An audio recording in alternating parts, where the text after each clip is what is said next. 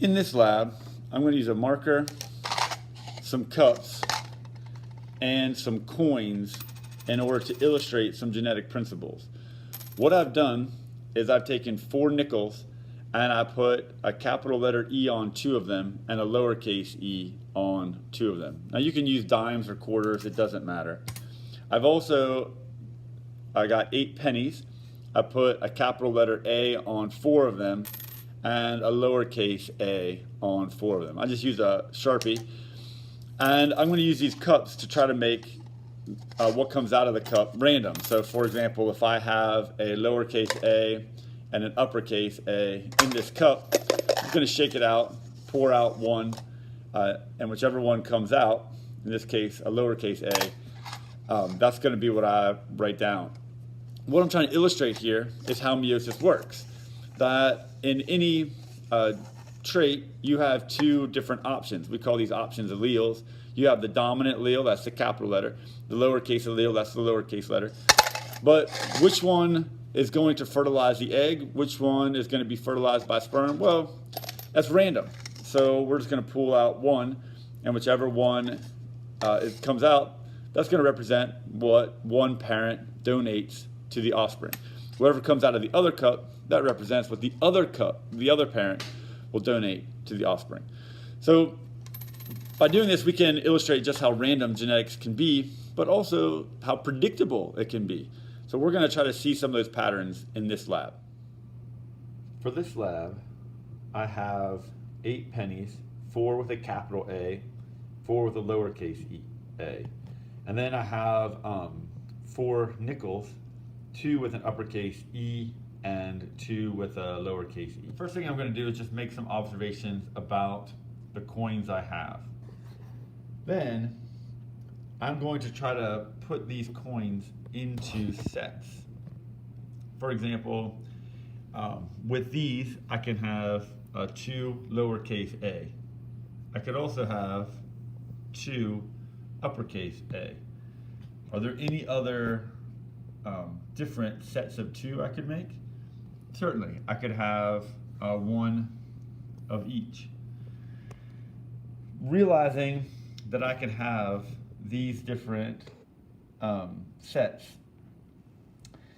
I can now begin to think of individual parents. A parent could be any one of these 3 combinations. The other parent could be any one of these 3 combinations. So altogether, how many total different combinations can I come up with? In that case, there's 6 different ways I could pair this parent right here with another parent that's exactly the same. So see if you can come up with those 6 ways. Next, I'm going to put some coins into the cups.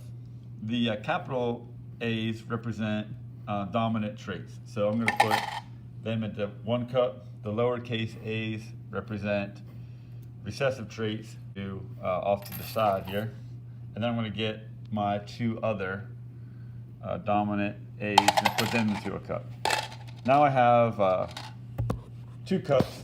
They both have the dominant a's inside. All right, so if I were to shake them up and randomly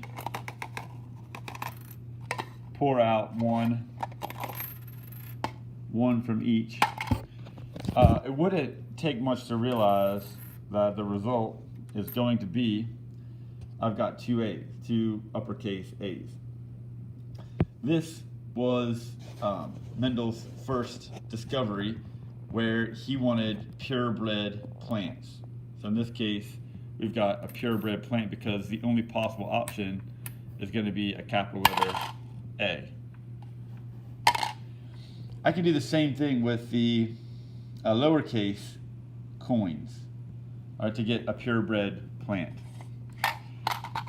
What begins to get a little interesting is when I put capital A in one cup, but the other cup I'm going to fill with a lowercase a and a lowercase a. Now what happens when I cross the uppercase ones with the lowercase ones? So in that case, whenever I get a random, we draw out one, I wind up with an uppercase and a lowercase. Now that represents a hybrid pea plant, all right, hybrid. What gets even more interesting though is when in my cup here, I put a capital A and a lowercase a into one of the cups. And then I put a lowercase a and a capital A into the other cup. Now I'm going to pull one from each cup, and I'm going to do that 50 times because I want to see what happens and how many different possible outcomes I could have, and which possible outcomes are the most likely. In this case, that's called a monohybrid cross. I'm crossing one trait. Now, it doesn't matter if I use the letters capital A, lowercase a, or if I use the letters capital E, lowercase e, or if I use some other letter. The point is the letters are just standing for some trait. Finally, what I want to do is take my traits here, and into the cup, I'm going to put a combination of the letters. In this case, I'm going to put a capital A, lowercase a, and a capital E, lowercase e into one cup. And in the other one, I'm going to put a capital A, lowercase a, capital E, lowercase e.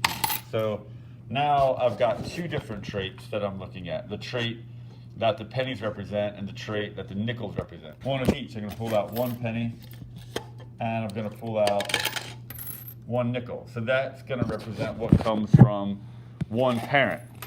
All right, then from the other one, I'm going to pull out one penny and I'm going to pull out one nickel, and that represents what comes from the other parent.